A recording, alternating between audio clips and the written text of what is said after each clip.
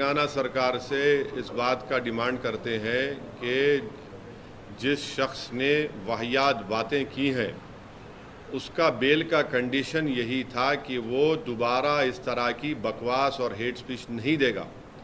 उन्होंने इस तरह का भाषण देकर अपने बेल कंडीशन का वायलेशन किया है।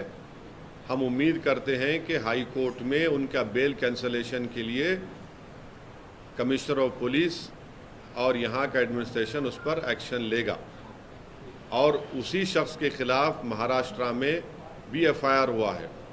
तो वो बार बार अपने ही बेल के कंडीशंस को वायलेट कर रहे हैं और ये फिट केस है उनके खिलाफ लीगली आगे बढ़ने के लिए। और संगारेड्डी में जो पटनचेरू में जिस 3 बच्चों को मारा और पीटा गया मार्केट के मामलात में, कल मेरी डीएसपी संगारेड्डी से बात हुई है। उन्होंने मुझे यकीन दिलाया है कि वो अनलॉफुल कन्फाइनमेंट और असॉल्ट का केस बुक किए हैं। मैंने उनसे कहा है कि सर वो उसमें सेक्शन लगाइए 307 अटेम्प्ट टू मर्डर का, क्योंकि एक बच्चे का हाथ टूट गया, दूसरे बच्चे के दांत टूट गए हैं। तो खैर उनको नहीं पता था।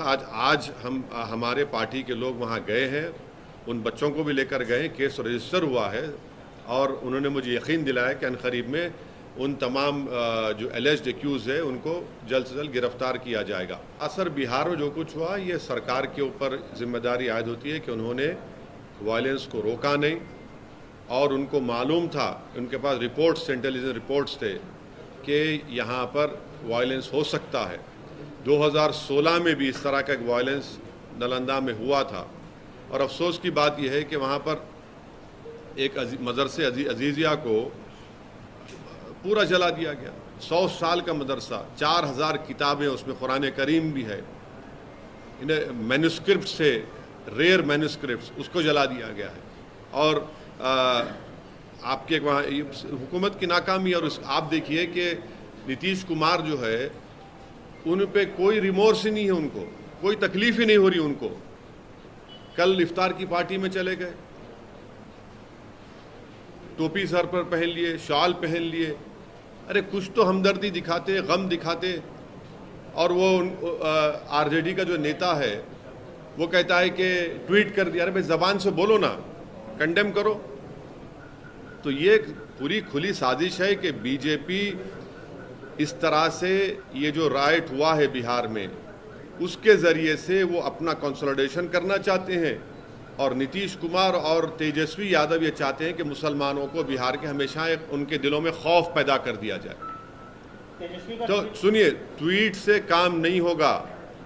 आप सत्ता में हैं, आप मंत्री हैं, आप पावर शेयर कर रहे हैं, क्यों नहीं अभी तक आप और आपके चचा जाकर उस जगह का इंस्पेक्शन करते, उस मदरसे अजीज़िया का, उस मस्जिद को जुटाने की कोशिश की गई थी? क्यों नहीं आपकी सरकार ने अब तक कंपनसेशन का ऐलान किया? क्यों नहीं अभी तक आपने उन पुलिस वालों के खिलाफ एक्शन लिया जिनकी मौजूदगी में वायलेंस हुआ? क्यों नहीं आप ये अरेस्टिंग जो लोग किए कर रहे हैं? ये तो इनकी नाकामी है, बिल्कुल सरासर इनकी नाकामी है और हम कंडेम करते हैं। और देश के होम मिनिस्टर बोलते हैं कि उल्टा लटका देंगे अगर उनकी सरकार होती। तो फिर वडोदरा में क्या हुआ? उल्टा लटका देंगे तो कर्नाटका में इदरीस पाशा को जिसने मारा उसको उल्टा लटकाएंगे होम मिनिस्टर साहब। कर्नाटका में आपकी सरकार है ना, आपका मुख्यमंत्री है। इदरीस पाशा को रामनगर डिस्ट्रिक्ट से किडनैप करके 20 लाख रुपये रैंसम पूछा गया, 20 लाख रुपये, और नहीं देने की बुनियाद पर उसको आप मॉबलिज कर दिए, उसको उल्टा लटकाएंगे। जुनैद नसीर को हरियाणा में मार दिए ले जाकर, क्या होम मिनिस्टर अमित शाह उन जो मारने वालों को उल्टा लटकाएंगे? भारत में अगर 24 में नरेंद्र मोदी को हराना है, बीजेपी को नहीं, नरेंद्र मोदी को दोबारा सत्ता से आने से रोकना है। बीजेपी अब नहीं रहे, खाली नरेंद्र मोदी पार्टी हो गई। वो नरेंद्र मोदी को रोकना है तो 540 पर 540 चेहरे मिलकर मोदी को हराना चाहिए। मैं शुरू से कह रहा हूं ये स्ट्रेटेजी कामयाब हो सकती है। अगर आप ये चेहरों को लेकर जाएंगे तो फिर बीजेपी को फायदा हो जाएगा। 540 में बहुत से तो वही लोग के ना सर, कहाँ नहीं, आगे जब मतलब आप ये कह रहे हैं कि 540 में जो अब हैदराबाद का इलेक्शन होगा, सिकंदराबाद का इलेक्शन होगा, वरंगल का होगा, आदिलाबाद का होगा, निज़ामाबाद का होगा, निज़ामाबाद वर्सेस मोदी, निजामाबाद में भी सुनिए उन्हीं का सुनिए, बंदा है। हाँ अभी देख लो क्या होता, देखो अभी देख लो, महबूब नगर वर्सेस मोदी, किशनगंज वर्सेस मोदी। हाँ, ये होना चाहिए। अगर आप ऐसे चेहरों को लाएंगे तो फायदा नहीं होने वाला है। खैर वो लोग बड़े लोग हैं भाई, हम क्या बोल सकते हैं।